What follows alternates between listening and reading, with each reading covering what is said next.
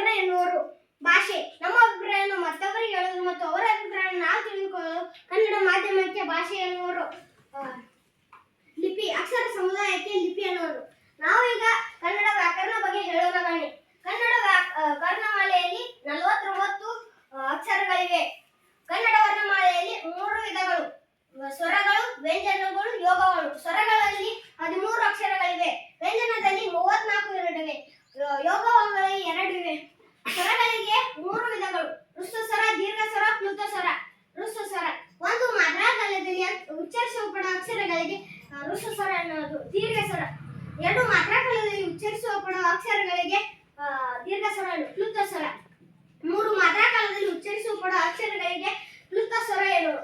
ವರ್ಗೀಯ ವ್ಯಂಜನ ಕ ವರ್ಗದಿಂದ ಪ ವರೆಗೆ ಇರುವ 25 ಅಕ್ಷರಗಳಿಗೆ ವರ್ಗೀಯ ವ್ಯಂಜನ. ಅವರ್ಗೀಯ ಯಕಾರದಿಂದ ಳ ವರೆಗೆ ಇರುವ 9 ಅಕ್ಷರಗಳಿಗೆ ಅವರ್ಗೀಯ ವ್ಯಂಜನ ಎನ್ನುವರು.